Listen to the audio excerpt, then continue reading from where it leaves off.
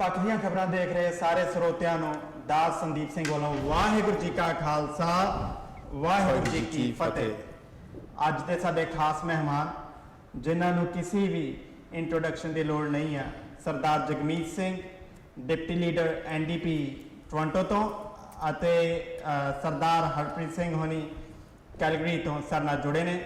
ਅਸੀਂ ਅੱਜ ਹਾਈਡਰੋ 1 ਦਾ ਜਿਹੜਾ ਭੱਖ ਦਾ ਮਸਲਾ ਹੈ ਉਸ ਉੱਤੇ ਗੱਲ ਕਰਾਂਗੇ। ਪਹਿਲਾਂ ਸਰਦਾਰ ਜਗਮੀਤ ਸਿੰਘ ਅਤੇ ਹਰਪ੍ਰੀਤ ਸਿੰਘ ਜੀ ਉਹਨਾਂ ਨੂੰ ਜੀ ਆਇਆਂ ਨੂੰ ਆਖਦਾ ਹਾਂ। ਥੈਂਕ ਯੂ ਬਹੁਤ ਧੰਨਵਾਦ ਵੀਰ ਜੀ। ਮੈਨੂੰ ਬਹੁਤ ਮਾਣ ਹੈ ਕਿ ਤੁਸੀਂ ਮੈਨੂੰ ਆਪਣੇ ਸ਼ੋਅ ਤੇ ਆਪਣੇ ਦਰਸ਼ਕਾਂ ਨਾਲ ਰੂਬਰੂ ਹੋਣ ਦਾ ਮੌਕਾ ਦਿੱਤਾ। ਵਾਹਿਗੁਰੂ ਜੀ ਕਾ ਖਾਲਸਾ ਵਾਹਿਗੁਰੂ ਜੀ ਕੀ ਫਤਿਹ। ਹਾਂਜੀ ਜਗਮੀਤ ਸਿੰਘ ਜੀ, ਇਹ ਕੀ ਮਸਲਾ ਕੀ ਆ ਹਾਈਡਰੋ 1 ਦਾ? ਲਾਈਕ ਲਿਬਰਲ ਤੇ NDP ਦੇ ਵਿੱਚ ਕੀ ਇਸ਼ੂਜ਼ ਨੇ ਜਿਨ੍ਹਾਂ ਦੇ ਕਰਕੇ ਹਾਈਡਰੋ 1 ਲਾਈਮਲਾਈਟਸ ਦੇ ਵਿੱਚ ਆ ਗਿਆ ਹੈ? ਜੀ ਮੇਨ ਗੱਲ ਇਹ ਹੈ ਕਿ ਹਾਈਡਰੋ 1 ਇੱਕ ਪਬਲਿਕ ਐਸੈਟ ਆ। ਕਹਿਣ ਦਾ ਮਤਲਬ ਕਿ ਇਹ ਸਾਰਿਆਂ ਦਾ ਸਾਂਝਾ ਓਨਰਸ਼ਿਪ ਹੈ। ਅਸੀਂ ਸਾਰੇ ਓਨ ਕਰਦੇ ਹਾਂ ਹਾਈਡਰੋ 1 ਨੂੰ। ਇਹ ਸਾਡੀ ਬਿਜਲੀ ਦਾ ਟਰਾਂਸਮਿਸ਼ਨ ਡਿਸਟ੍ਰੀਬਿਊਸ਼ਨ ਸਿਸਟਮ ਆ ਜਿਹੜਾ ਸਾਨੂੰ ਤਕਰੀਬਨ 100 ਸਾਲ ਤੋਂ ਜ਼ਿਆਦਾ ਲੱਗਿਆ ਉਹਨੂੰ ਬਣਾਉਣ ਲਈ। ਤੇ ਹੁਣ ਇਸ ਵਕਤ ਲਿਬਰਲ ਸਰਕਾਰ ਉਹਨੂੰ ਵੇਚਣਾ ਚਾਹੁੰਦੀ ਹੈ ਤੇ ਉਹਨੇ ਨਾ ਸਾਨੂੰ ਦੱਸਿਆ, ਬਿਨਾਂ ਪੁੱਛੇ ਬਿਨਾਂ ਦੱਸੇ ਵੇਚ ਰਹੇ ਨੇ। ਤੇ ਇਹ ਜਿਹੜੀ ਪਬਲਿਕ ਐਸੈਟ ਹੈ ਬਿਜਲੀ ਸਿਸਟਮ, ਦੋ ਗੱਲਾਂ ਨੇ ਇਹਦੇ। ਇੱਕ ਤਾਂ ਜੇ ਸਾਡੇ ਕੋਲ ਕੰਟਰੋਲ ਨਹੀਂ ਹੈਗਾ ਆਪਣੇ ਬਿਜਲੀ ਸਿਸਟਮ ਦੇ ਉੱਪਰ ਤਾਂ ਅਸੀਂ ਰੇਟਸ ਨੂੰ ਕੰਟਰੋਲ ਨਹੀਂ ਕਰ ਸਕਦੇ। ਸੋ ਰੇਟਸ ਵੱਧਦੇ ਜਾਣਗੇ। ਜੇ ਅਸੀਂ ਘਰ ਦੇ ਲੈਵਲ ਤੋਂ ਦੇਖੀਏ, ਪਰਸਨਲ ਲੈਵਲ ਤੋਂ ਦੇਖੀਏ ਕਿ ਸਾਨੂੰ ਲੋੜ ਹੈ ਘਰ ਦੇ ਵਿੱਚ ਬਿਜਲੀ ਚਲਾਉਣੀ, ਜੇ ਅਸੀਂ ਸਮਾਜਿਕ ਲੈਵਲ ਤੋਂ ਦੇਖੀਏ ਕਿ ਸਾਰੇ ਜਿਹੜੇ ਸਾਡੇ ਸਹੂਲਤਾਂ ਨੇ, ਸਾਡੀ ਜਿਹੜੀ ਟ੍ਰਾਂਜ਼ਿਟ ਆ, ਸਾਡੇ ਜਿਹੜੇ ਹਸਪਤਾਲਾਂ, ਸਾਡੇ ਜਿਹੜੇ ਕੰਪਨੀਜ਼ ਨੇ ਉਹਨੂੰ ਬਿਜਲੀ ਦੀ ਲੋੜ ਹੈ। ਸੋ ਜਿੱਤ ਮਹਿੰਗਾਈ ਹੈ ਫਿਰ ਉਹ ਕੰਪਨੀਜ਼ ਉਹ ਚਲੇ ਜਾਣਗੇ। ਤੇ ਤੀਜੀ ਜਿਹੜੀ ਗੱਲ ਹੈ ਕਿ ਹਾਈਡਰੋ ਸਿਸਟਮ ਦੇ ਵਿੱਚ ਸਾਨੂੰ ਤਕਰੀਬਨ ਹਰ ਸਾਲ $1 ਬਿਲੀਅਨ ਦਾ ਪ੍ਰੋਫਿਟ ਮਿਲਦੀ ਹੈ। ਤੇ ਜੇ ਅਸੀਂ ਇਹਨੂੰ ਵੇਚਿਆ ਤਾਂ ਫਾਈਨੈਂਸ਼ੀਅਲ ਅਕਾਊਂਟੇਬਿਲਿਟੀ ਦਫ਼ਤਰ, ਇੱਕ ਬਿਲਕੁਲ ਹੀ ਇੰਡੀਪੈਂਡੈਂਟ ਦਫ਼ਤਰ ਨੇ ਬੜਾ ਕਲੀਅਰਲੀ ਦੱਸਿਆ ਕਿ ਜੇ ਅਸੀਂ ਇਸ ਬਿਜਲੀ ਸਿਸਟਮ ਨੂੰ ਵੇਚਦਾ, ਪ੍ਰਾਈਵੇਟ ਸੈਕਟਰ ਨੂੰ ਦੇਤਾ ਤਾਂ ਸਾਡੇ ਸੂਬੇ ਦਾ ਨੁਕਸਾਨ ਹੋਊਗਾ, ਸਾਡੇ ਫਾਈਨੈਂਸ਼ੀਅਲ ਪੋਜੀਸ਼ਨ, ਸਾਡਾ ਆਰਥਿਕ ਸਿਚੁਏਸ਼ਨ ਹੋਰ ਮਾੜਾ ਹੋਊਗਾ, ਚੰਗਾ ਹੋਣ ਤੋਂ ਬਜਾਏ ਮਾੜਾ ਹੋਊਗਾ। ਸੋ ਸਾਰੇ ਪੱਖੋਂ ਇਹ ਬਹੁਤ ਹੀ ਮਾੜਾ ਫੈਸਲਾ ਆ। ਇਸ ਲਈ ਸਾਡੇ ਲੀਡਰ ਨੇ ਤੇ ਅਸੀਂ ਸਾਰੇ ਰਲ ਕੇ NDP ਨੇ, ਨਿਊ ਡੈਮੋਕ੍ਰੈਟਿਕ ਪਾਰਟੀ ਨੇ ਬੜੇ ਖੋਲ ਕੇ ਇਸ ਦੀ ਸਖਤ ਨਿਖੇਧੀ ਕੀਤੀ ਹੈ ਕਿ ਆਪਣੀ ਬਿਜਲੀ ਸਿਸਟਮ ਨੂੰ ਵੇਚਣਾ ਨਹੀਂ ਚਾਹੀਦਾ। ਤੁਸੀਂ ਇਸ ਲਿਬਰਲ ਸਰਕਾਰ ਨੇ ਲੋਕਾਂ ਨੂੰ ਨਹੀਂ ਪੁੱਛਿਆ, ਤੁਹਾਨੂੰ ਨਹੀਂ ਪੁੱਛਿਆ, ਬਿਨਾਂ ਪੁੱਛੇ ਬਿਨਾਂ ਦੱਸੇ ਆਪਣੀ ਪਬਲਿਕ ਚੀਜ਼ ਨੂੰ ਵੇਚਣਾ ਬਿਲਕੁਲ ਗਲਤ ਹੈ। ਤੇ ਉਸ ਤੋਂ ਵੀ ਜ਼ਿਆਦਾ ਕਿ ਸਾਡੇ ਫਾਈਨੈਂਸ਼ੀਅਲ ਪੋਜੀਸ਼ਨ ਹੋਰ ਮਾੜਾ ਹੋਊਗਾ ਉਹਨੂੰ ਵੇਚ ਕੇ। ਹਾਂਜੀ ਹਰਪ੍ਰੀਤ ਭਾਜੀ, ਕੀ ਕਹਿਣਾ ਚਾਹੁੰਦੇ ਹੋ ਤੁਸੀਂ ਇਸ ਮਸਲੇ ਤੇ? ਦੇਖੋ, ਕੁਝ ਗੱਲਾਂ ਨਾਲ ਮੈਂ ਜਗਮੀਤ ਸਿੰਘ ਜੀ ਨਾਲ ਬਿਲਕੁਲ ਐਗਰੀ ਕਰਦਾ ਵਾਂ, ਪਰ ਆਈ ਥਿੰਕ ਵੀ ਸਾਨੂੰ ਇਹਨੂੰ ਥੋੜ੍ਹਾ ਜਿਹਾ ਬਰੋਡ ਵੇ ਨਾਲ ਵੇਖਣ ਦੀ ਲੋੜ ਆ। ਜੇ ਅਸੀਂ ਕੈਨੇਡਾ ਦੇ ਬਾਕੀ ਸੂਬਿਆਂ ਦੀ ਗੱਲ ਕਰੀਏ, ਲਗਭਗ ਹਰ ਸੂਬੇ ਦੀ ਜਿਹੜੀ ਬਿਜਲੀ ਕੰਪਨੀ ਆ ਉਹ ਪ੍ਰਾਈਵੇਟ ਆ ਔਰ ਪਬਲਿਕ ਆ। ਮੈਂ ਇਸ ਗੱਲ ਨਾਲ ਬਿਲਕੁਲ ਐਗਰੀ ਹਾਂ ਕਿ ਅਜੇ ਤੱਕ ਓਨਟਾਰੀਓ ਗੌਰਮੈਂਟ ਇਸ ਹਾਈਡਰੋ 1 ਨੂੰ ਓਨ ਕਰਦੀ ਸੀ। ਬਟ ਜੇ ਤੁਸੀਂ ਦੇਖੋ ਤੇ ਲਾਈਕ ਸੰਦੀਪ ਸਿੰਘ ਜੀ, ਮੈਂ ਅਲਬਰਟਾ 'ਚ ਰਹਿੰਦਾ ਵਾਂ ਐਂਡ ਈਵਨ ਦੋ ਕਿ hydro 1 government the C, but still Calgary 'ਚ ਰਹਿੰਦੇ ਹੋਏ NMAX ਜੋ ਕਿ ਇੱਕ ਪ੍ਰਾਈਵੇਟ ਕੰਪਨੀ ਆ, ਆਈ ਪੇ ਲੈਸ। ਮੈਂ ਬਿਜਲੀ ਦੀ ਜਿਹੜੀ ਕੀਮਤ ਆ ਉਹ ਤੁਹਾਡੇ ਤੋਂ ਲੈਸ ਪੇ ਕਰਦਾ ਵਾਂ। ਆਈ ਥਿੰਕ ਕਿ ਪ੍ਰਾਈਵੇਟਾਈਜੇਸ਼ਨ ਕਰਨਾ ਗਲਤ ਨਹੀਂ ਹੈ। ਜਦੋਂ ਕਿ ਆਪਾਂ ਸਾਰੇ ਜਾਣਦੇ ਹਾਂ ਜਿਹੜੇ ਬਿਜਲੀ ਦੇ ਰੇਟਸ ਨੇ ਓਨਟਾਰੀਓ ਵਿੱਚ, ਓਨਟਾਰੀਓ ਐਨਰਜੀ ਬੋਰਡ ਕੰਟਰੋਲ ਕਰਦਾ ਵਾ। ਤੇ ਦੂਜੀ ਥੋੜ੍ਹੀ ਜਿਹੀ ਸਾਨੂੰ ਇਹ ਵੀ ਵੇਖਣ ਦੀ ਲੋੜ ਹੈ ਕਿ ਓਨਟਾਰੀਓ ਸੂਬਾ ਕਾਫੀ ਜ਼ਿਆਦਾ ਡੈਫੀਸਿਟ ਵਿੱਚ ਡੁੱਬਿਆ ਹੋਇਆ ਵਾ। ਜੇ ਹਾਈਡਰੋ 1 ਨੂੰ ਸੈੱਲ ਕਰਕੇ ਅਸੀਂ ਕੁਝ ਹੈਲਪ ਮਿਲਦੀ ਹੈ ਸਾਨੂੰ ਡੈਫੀਸਿਟ ਘੱਟ ਕਰਨ ਵਾਸਤੇ, ਆਈ ਥਿੰਕ ਮੈਂ ਇਹਦੇ ਨਾਲ ਐਗਰੀ ਕਰਦਾ ਵਾਂ। ਜਗਮੀਤ ਸਿੰਘ ਜੀ, ਜਿਵੇਂ ਕਿ ਹਰਪ੍ਰੀਤ ਸਿੰਘ ਹੁਣੇ ਕਹਿ ਰਹੇ ਨੇ ਕਿ ਕਈ ਸੂਬੇ ਇਹੋ ਜਿਹੇ ਨੇ ਜਿੱਥੇ ਆਲਰੇਡੀ ਬਿਜਲੀ ਪ੍ਰਾਈਵੇਟਾਈਜ਼ ਕੀਤੀ ਗਈ ਆ, ਪਰ ਉੱਥੇ ਜਿਹੜੇ ਕਾਸਟ ਦੇ ਅੰਤਰ ਨੇ, ਅਗਰ ਪਬਲਿਕ ਤੇ ਪ੍ਰਾਈਵੇਟ ਨੂੰ ਕੰਪੇਅਰ ਕਰਕੇ ਦੇਖੀਏ ਤੇ ਉਹ ਪ੍ਰਾਈਵੇਟ ਵੀ ਪਬਲਿਕ ਨਾਲੋਂ ਸਸਤੇ ਪੈ ਰਹੇ ਨੇ। ਤੇ ਤੁਹਾਡੀ ਇਸ ਗੱਲ ਦੇ ਉੱਤੇ ਕੀ ਸੇ? ਸੋ ਭਾਜੀ, ਹਰਪ੍ਰੀਤ ਸਿੰਘ ਨੇ ਇੱਕ ਐਗਜ਼ਾਮਪਲ ਦਿੱਤਾ ਅਲਬਰਟਾ ਦਾ, ਮੈਂ ਤੁਹਾਨੂੰ 4 ਐਗਜ਼ਾਮਪਲ ਦਊਂਗਾ। BC, ਮੈਨੀਟੋਬਾ, ਕੁਬੈਕ, 3 ਸੂਬੇ ਨੇ ਜਿੱਥੇ ਪਬਲਿਕ ਆ ਤੇ ਸਾਨੂੰ ਕਿਤੇ ਸਸਤੇ ਆ ਉਹਨਾਂ ਦੀ ਰੇਟਸ। ਤੇ ਦੂਜੇ ਪਾਸੇ ਨੋਵਾ ਸਕੋਸ਼ੀਆ, ਉਹਨਾਂ ਨੇ ਰੀਸੈਂਟਲੀ ਪ੍ਰਾਈਵੇਟਾਈਜ਼ ਕੀਤੀ ਹੈ ਤੇ ਬਹੁਤ ਹੀ ਜ਼ਿਆਦਾ ਮਹਿੰਗਾ ਹੋਇਆ। ਜੇ ਸਾਰੇ ਅਸੀਂ ਕੈਨੇਡਾ ਦੇ ਦੇਖੀਏ ਤੇ ਸਾਰੇ ਸੂਬੇ ਕੰਪੇਅਰ ਕਰੀਏ, ਜਿੱਥੇ ਪਬਲਿਕ ਸਿਸਟਮ ਰਹੀ ਹੈ ਉੱਥੇ ਜਿਹੜੀ ਹਾਈਡਰੋ ਰੇਟ ਉਹ ਸਸਤੀ ਰਹੀ ਹੈ, ਤੇ ਜਿੱਥੇ ਪ੍ਰਾਈਵੇਟ ਹੋਈ ਹੈ ਇਨ ਜਨਰਲ ਉਹ ਮਹਿੰਗੀ ਹੋਈ ਹੈ। ਐਲਬਰਟਾ ਇੱਕ ਐਕਸੈਪਸ਼ਨ ਹੋ ਸਕਦੀ ਹੈ, ਪਰ ਬਾਕੀ ਜੇ ਅਸੀਂ ਸੂਬੇ ਕੰਪੇਅਰ ਕਰੀਏ ਪਬਲਿਕ ਸਿਸਟਮ ਜ਼ਿਆਦਾ ਵਧੀਆ। ਦੂਜੀ ਜਿਹੜੀ ਪੁਆਇੰਟ ਮੈਂ ਛੇਤੀ ਜਵਾਬ ਦੇਣਾ ਚਾਹੁੰਦਾ, ਡੈਫਿਸਿਟ ਦੀ ਗੱਲ। ਮੈਂ ਮੰਨਦਾ ਸੀਗਾ ਰੰਧਾਵਾ ਸਾਹਿਬ, ਜੇ ਬਿਜਲੀ ਸਿਸਟਮ ਵੇਚ ਕੇ ਸਾਨੂੰ ਬਹੁਤ ਜ਼ਿਆਦਾ ਪ੍ਰੋਫਿਟ ਆਉਂਦਾ ਤੇ ਸਾਨੂੰ ਡੈਫਿਸਿਟ ਚੋਂ ਕੱਢਦਾ, ਤਾਂ ਫਿਰ ਮੈਂ ਇਹ ਪੁਆਇੰਟ ਮੰਨ ਸਕਦਾ ਸੀਗਾ ਕਿ ਠੀਕ ਹੈ ਇਹਦਾ ਫਾਇਦਾ ਹੋਊਗਾ। ਪਰ ਫਾਈਨੈਂਸ਼ੀਅਲ ਅਕਾਊਂਟੇਬਿਲਿਟੀ ਆਫਸਰ ਸਾਡੇ ਸੂਬੇ ਦੇ, ਉਹਨਾਂ ਨੇ ਇੰਡੀਪੈਂਡੈਂਟ, ਸਾਡੇ ਪਾਰਲੀਮੈਂਟ ਦਾ ਇੰਡੀਪੈਂਡੈਂਟ ਆਫਸਰ ਹੈਗਾ, ਉਹ ਨਾ ਲਿਬਰਲ ਨਾ ਕੰਸਰਵੇਟਿਵ ਨਾ NDP ਹੈ। ਉਹਨੂੰ ਅਸੀਂ ਪੁੱਛਿਆ ਕਿ ਤੁਸੀਂ, ਉਹਨੇ ਬਿਨਾਂ ਸਾਰੀ ਸੱਚ, ਉਹਨੇ ਆਪਣੇ ਮਰਜ਼ੀ ਨਾਲ ਕਿਹਾ ਕਿ ਮੈਂ ਇਵੈਲੂਏਟ ਕਰੂੰਗਾ ਕਿ ਹਾਈਡਰੋ 1 ਨੂੰ ਵੇਚ ਕੇ ਸਾਡੇ ਸੂਬੇ ਨੂੰ ਫਾਇਦਾ ਹੋਊਗਾ ਕਿ ਨੁਕਸਾਨ ਹੋਊਗਾ।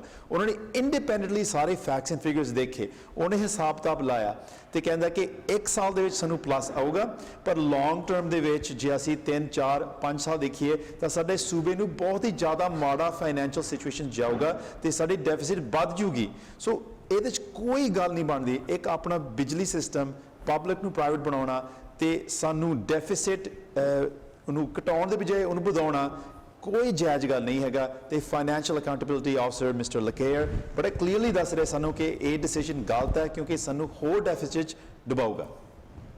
ਇੱਥੇ ਜਗਮੀਤ ਸਿੰਘ ਜੀ, ਤੁਸੀਂ ਨੋਵਾ ਸਕੋਸ਼ੀਆ ਦਾ ਐਗਜ਼ਾਮਪਲ ਲਿਆ, ਮੈਂ ਉੱਤੇ ਤੁਹਾਨੂੰ ਜ਼ਰੂਰ ਇੱਕ ਚੀਜ਼ ਐਡ ਕਰਨਾ ਚਾਹੂੰਗਾ। ਨੋਵਾ ਸਕੋਸ਼ੀਆ ਨੇ ਪ੍ਰਾਈਵੇਟਾਈਜੇਸ਼ਨ ਕੀਤੀ ਆ, ਪਰ ਪ੍ਰਾਈਵੇਟਾਈਜੇਸ਼ਨ ਕਰਨ ਤੋਂ ਬਾਅਦ ਜਿਹੜਾ ਉੱਥੋਂ ਦੀ ਇਲੈਕਟ੍ਰਿਕ ਕੰਪਨੀ ਜੋ ਹੁਣ ਪ੍ਰਾਈਵੇਟ ਸੈਕਟਰ ਓਨ ਕਰਦਾ ਵਾ, ਉਹਦੇ ਵਿੱਚ ਐਫੀਸ਼ੀਐਂਸੀ ਗੇਨ ਹੋਇਆ ਵਾ, ਜਦਕਿ ਇੰਨੇ ਸਾਲਾਂ ਤੋਂ ਜਦੋਂ ਉਹ ਗਵਰਨਮੈਂਟ ਦੇ ਅੰਡਰ ਚੱਲ ਰਹੀ ਸੀ ਤੇ ਉੱਥੇ ਐਫੀਸ਼ੀਐਂਸੀ ਗੇਨ ਹੈ ਹੀ ਨਹੀਂ ਸੀ।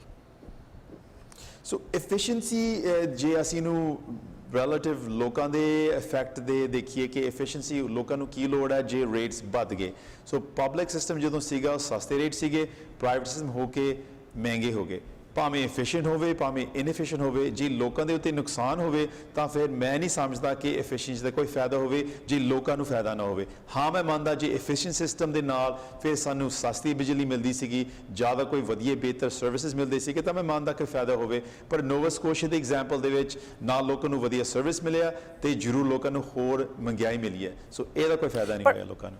ਦੇਖੋ, I think you are right, I agree with you ਕਿ ਜੇ ਐਫੀਸ਼ੀਐਂਸੀ ਵੱਧਦੀ ਆ, ਬਿਜਲੀ ਦੀਆਂ ਦਰਾਂ ਰੇਟ ਜਿਹੜੇ ਆ ਘਟਣੇ ਚਾਹੀਦੇ ਆ। ਪਰ ਇੱਥੇ ਇੱਕ ਹੋਰ ਰੀਜ਼ਨ ਆ ਬਿਜਲੀ ਦੇ ਦਰਾਂ ਜਾਂ ਰੇਟ ਕਿਉਂ ਨਹੀਂ ਨੋਵਾ ਸਕੋਸ਼ੀਆਸ ਘਟੇ, ਉਹ ਆ ਇੰਪਲੋਈਜ਼ ਦੀ ਸੈਲਰੀ। ਜੋ ਗਵਰਨਮੈਂਟ ਦੇ ਅੰਡਰ ਜਦੋਂ ਇਹ ਕੰਪਨੀਆਂ ਸੀ, ਜਿਹੜੀ ਇੰਪਲੋਈਜ਼ ਦੀ ਸੈਲਰੀ ਆ, ਸੇਮ ਇਸ਼ੂ ਹਾਈਡਰੋ 1 ਨਾਲ ਆ। ਜੇ ਅਸੀਂ ਐਵਰੇਜ ਇਲੈਕਟ੍ਰਿਕ ਜਨਰੇਸ਼ਨ ਕੰਪਨੀ ਦੀ ਸੈਲਰੀ ਵੇਖੀਏ ਤੇ ਹਾਈਡਰੋ 1 ਦੇ ਇੰਪਲੋਈਜ਼ ਦੀ ਸੈਲਰੀ ਉਹਨਾਂ ਤੋਂ 10%, ਐਟਲੀਸਟ 10% ਜ਼ਿਆਦਾ ਵਾ। ਜਦੋਂ ਪ੍ਰਾਈਵੇਟ ਸਿਸਟਮ ਆਊਗਾ, ਐਫੀਸ਼ੀਐਂਸੀ ਗੇਨ ਹੋਊਗੀ ਤੇ ਮੋਸਟ ਪ੍ਰੋਬਬਲੀ ਜਿਹੜੇ ਪ੍ਰਾਈਵੇਟ ਓਨਰਸ ਨੇ ਉਹ ਜਿਹੜੀ ਇੰਪਲੋਈਜ਼ ਦੀ ਸੈਲਰੀ ਆ ਉਹਨੂੰ ਐਵਰੇਜ ਸੈਲਰੀ ਦੇ ਕੋਲ ਲਿਆਉਣਗੇ ਤੇ ਉਦੋਂ ਲੋਕਾਂ ਨੂੰ ਬਿਜਲੀ ਸਸਤੇ ਦਰ ਵਿੱਚ ਵੇਖਣ ਨੂੰ ਮਿਲੂਗੀ। ਸੋ ਅਸੀਂ ਲੋਕ ਕਹਿੰਦੇ ਨੇ ਕਿ ਪ੍ਰਾਈਵੇਟ ਸੈਕਟਰ ਐਫੀਸ਼ੀਐਂਟ ਹੁੰਦੀ ਹੈ, ਸੋ ਉਹਦੇ ਤਾਂ ਉੱਦਾਂ ਹੀ ਕਹਿੰਦੇ ਨੇ ਕਿਉਂਕਿ ਸਾਡੇ ਕੋਲ ਫੈਕਟਸ ਤਾਂ ਹੈ ਨਹੀਂ। ਇੱਕ ਐਗਜ਼ਾਮਪਲ ਤੁਸੀਂ ਦਿੱਤਾ ਇੰਪਲੋਈ ਦੀ ਸੈਲਰੀ, ਹੁਣ ਪ੍ਰਾਈਵੇਟਾਈਜ਼ ਕਰਕੇ ਹਾਈਡਰੋ 1 ਦੀ ਹੁਣ ਪ੍ਰਾਈਵੇਟਾਈਜ਼ ਕਰਨ ਵਾਸਤੇ ਉਹ ਬਾਕੀ ਜਿਹੜੇ ਹੁਣ ਐਮੈਲਗੇਮੇਟ ਕਰ ਰਹੇ ਨੇ ਸਿਸਟਮ ਨੂੰ, ਐਮੈਲਗੇਮੇਟ ਕਰਨ ਵਿੱਚ ਜਿਹੜੇ ਹਾਈਡਰੋ 1 ਸੀ ਨੂੰ $4 ਮਿਲੀਅਨ ਉਹਨੂੰ ਰੇਜ਼ ਕੀਤਾ ਆ, $4 ਮਿਲੀਅਨ ਪੇ ਕਰ ਰਹੇ ਨੇ ਇਹ ਪ੍ਰਾਈਵੇਟ ਸਿਸਟਮ ਦੇ ਅੰਦਰ। ਤੇ ਉਹਨਾਂ ਨੇ ਅਕਾਊਂਟੇਬਿਲਿਟੀ ਕਰਤੀ, ਪਹਿਲਾ ਆਡਿਟਰ ਜਨਰਲ ਤੇ ਬਾਕੀ ਸਾਰੇ ਜਿਹੜੇ ਇੰਡੀਪੈਂਡੈਂਟ ਆਫਿਸਰ ਉਹ ਦੇਖ ਸਕਦੇ ਸੀ ਕਿ ਬਿਜਲੀ ਸਿਸਟਮ ਵਿੱਚ ਕੀ ਹੋ ਰਿਹਾ, ਉਹ ਸਾਰੇ ਨੂੰ ਕੱਢਤਾ।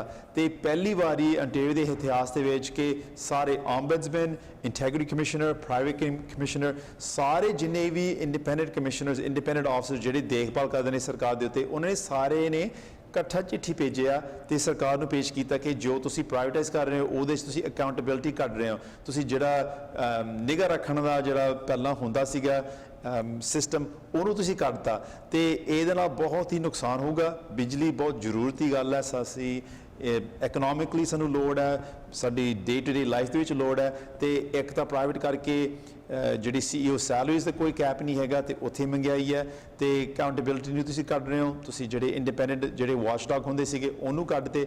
ਸਾਰੇ ਪੱਖੋਂ ਇਸ ਸੂਬੇ ਦੇ ਵਿੱਚ ਪ੍ਰਾਈਵੇਟਾਈਜ਼ ਕਰਨਾ ਕੋਈ ਫਾਇਦਾ ਨਹੀਂ ਹੈਗਾ, ਸਗੋਂ ਸਾਨੂੰ ਬਹੁਤ ਵੱਡਾ ਨੁਕਸਾਨ ਦਿਸ ਰਿਹਾ।